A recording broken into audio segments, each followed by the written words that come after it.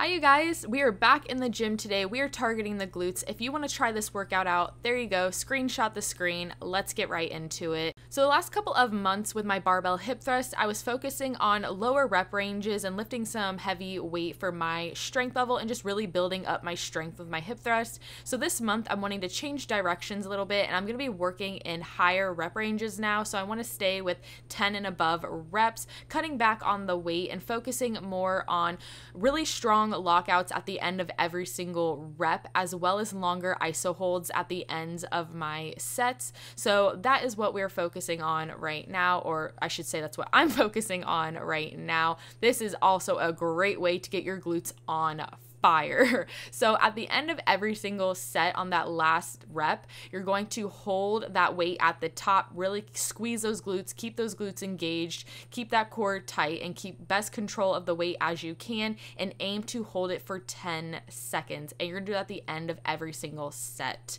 Now getting into the second exercise, this is going to be a superset. We are starting off with front foot elevated split squats. You're going to do a 5-second hold at the bottom of every single rep, and you're doing 8 reps on each leg. Now with the front foot elevated variation of a split squat, the reason I love these for the glutes is because by having that front foot elevated, you are causing a longer range of motion for your glute to move through. So you're actually going to be having your glute under tension for a longer period of time, as well as even creating pre-tension on the glute. So it's really great at targeting the glutes. And yes, this will target your quads as well, but if you just do your best to concentrate on your backside and on your glutes and using things like mind muscle connection, like I like to keep my hand on the actual muscle I'm using and concentrating on. So for instance, I like to keep my hand near or on my glutes just to help me remember of the muscles I'm trying to use while going through the movement. Things like that really do help, but yes, it is normal to feel other muscles working as well.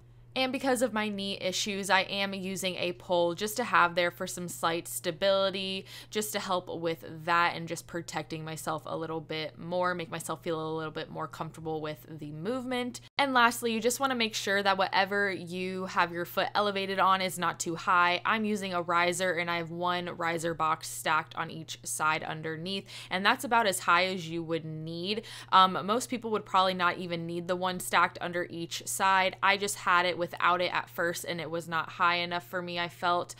So I did add that one underneath there, but you just want to make sure that you're not having your foot elevated on something too high. It should only be a couple inches off the ground. And you're immediately going to superset that with some goblet squats. So since we were just using body weight, I did not lack at all with the weight option for these goblet squats. So make sure you choose a challenging weight for the reps given. And I do elevate my heels just to help me sink lower in my squat, as well as help me sit upright more. And I use the band for some extra glute activity, help me really push my knees out through my squat. But of course, you don't need to use any of that if you don't need to or want to. It's all personal preference.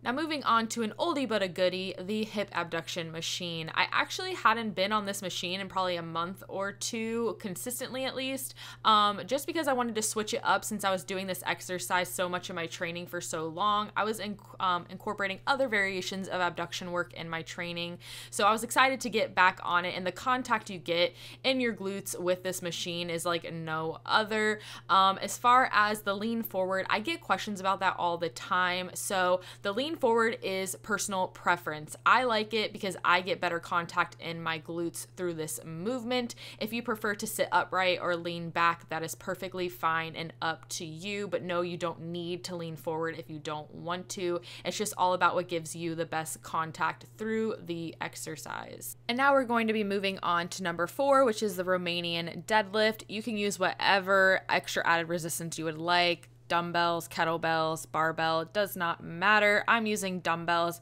You're doing 4 sets of 12 reps. Really want you guys to concentrate on slow and controlled reps, especially on the eccentric. So as you are going down and your glutes and hamstrings are lengthening, really taking those slow and controlled to keep those glutes under tension for as long as possible, and repeating that for every rep for the 4 sets of 12 reps.